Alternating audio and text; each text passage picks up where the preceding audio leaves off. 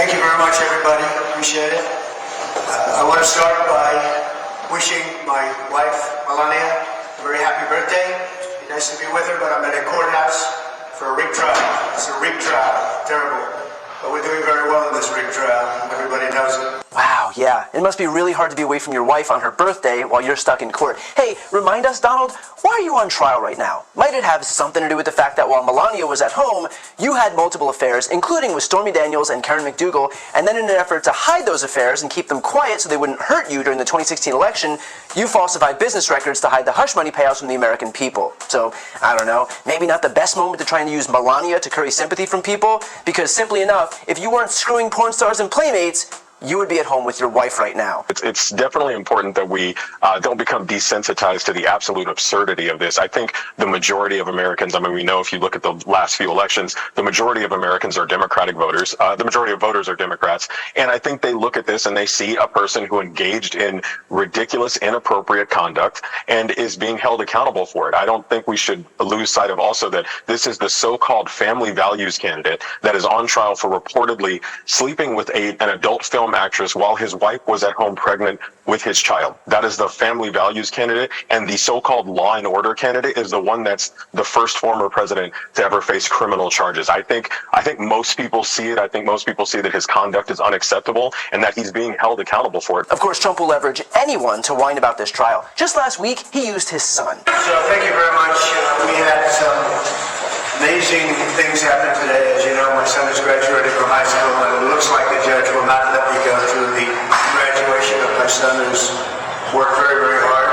He's a great student, and I'm very proud of the fact that he did so well. And I was looking forward for years to have graduation with his mother and father there. And it looks like the judge isn't going to allow me to escape this scam. It's a scam trial. If you read all of the legal pundits, all of the legal scholars today, there's not one that I see that said this is a case that should be brought to a trial. It's a scam. It's a political witch hunt. It continues, and it continues forever. And we're not going to be given a fair trial. It's a very, very sad thing. First of all, to broadcast just how full of it Trump is, the judge literally hadn't even ruled on whether or not Trump could attend Barron's graduation. But Trump was so desperate to frame himself as the victim that he was already exploiting his son to curry pity for himself. Second, if Judge Merchan does rule that Trump can't attend, maybe Donald will explain to his son that he was busy sleeping with other women and paying them off for their silence and then cooking the books to cover up those payments, and that's why he won't be able to attend the graduation. Because as far as I can tell, this isn't Judge Merchan's fault, it's Trump's. And finally, again, even if Merchan does rule that Trump can't attend, yeah, dude, that's how it works. When you commit crimes and you have to stand trial for them, you sacrifice other things in your life that might also be important.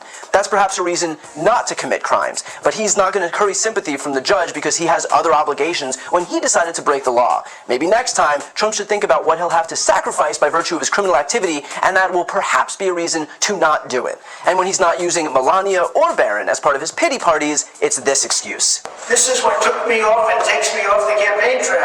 Because I should be in Georgia now. I should be in Florida now. I should be in a lot of different places right now campaigning, and I'm sitting here. And this will go on for a long time. It's very unfair. That he's stuck in the courtroom and not on the campaign trail. Well, Donald Trump has Wednesdays off from court, so you would think that after all this complaining that he can't be in Georgia or North Carolina or Florida, he would spend his Wednesday mingling with voters, right? Not so much. Here's what Trump did on Wednesday this week. That's right, he was golfing.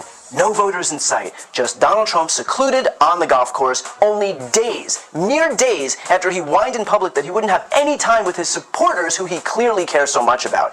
It's almost like, and I hope you're sitting down for this, Trump is just grasping for straws and looking for literally any excuse not to be in the courtroom. And by the way, even if Trump actually did want to go to campaign in Georgia or Florida or North Carolina, it's worth repeating this point. If you want a clear schedule, don't commit crimes. It is not the judge's problem that you can't do things that someone who is not a criminal defendant can do. If you want full freedom to live your life, then don't commit felonies, and you'll have no problem. But Trump, who I should remind you is a grown-ass man, made the conscious decision to break the law, and now comes the part where he's held accountable for it, which shouldn't be a foreign concept for someone who leads the political party that brands itself the law and order party. And yet, here we are. Or finally, at the very bottom of the list of desperate excuses, there's this. So we have another day of court in a freezing courthouse. It's very cold in there. For one purpose, I believe. They don't seem to be able to get the temperature up. It shouldn't be that complicated, but we have a freezing courthouse. rigged trial. That it's too cold. I mean, my God, is there anything this guy won't complain about? And I'm sorry, but this is the Republican strongman? This is the alpha, tough guy, get him in the room with the world's autocrats? The guy complaining that he's too chilly? Didn't he grow up in New York? Pretty sure Manhattan in December or January is colder than a courthouse in April, unless, of course, you're a pampered prima donna who never has a moment of discomfort, something all of Trump's supporters should probably remember the next time he tries to frame himself as a man of the people. This guy is so insulated from real America, from real life, from the discomforts of everyday life, that in the single instance that he's not surrounded by luxury, he melts down like a Kardashian who broke a nail. So look, Donald Trump will whine and complain, he'll stomp his feet and throw his temper tantrums, but no one forced him to make illegal campaign contributions to Stormy Daniels to keep their affair quiet so it wouldn't hurt his chances of running for office and then cook the books. That was him. Just like no one asked him to call Georgia's Secretary of State Brad Raffensperger to conjure up 11,780 non-existent votes. No one asked him to steal classified documents from the White House and lie about having already returned them. No one asked him to falsify business records and issue false financial statements and engage in bank and tax fraud in New York. He did all of those things on his own. So if he's being prosecuted now, Donald Trump has no one to blame but himself. And the fact that I have to explain that to the leader of a party that brands itself the party of personal responsibility really puts the hypocrisy on full display. So at this point, there is nothing that Trump can do to avoid sitting in the courtroom. But if he's suddenly so concerned about being a good husband and a good father, maybe actually try being a good husband and a good father. Of course, we all recognize that that's not what he's trying to do. He's simply exploiting his family members to try and curry sympathy and donations from the rubes who buy his sob story. He's made a career conning his contractors, his employees, his friends, his aides, his associates, his cabinet members, his supporters, and he's using his own family to do more of the same. The problem here isn't everyone else, it's Trump.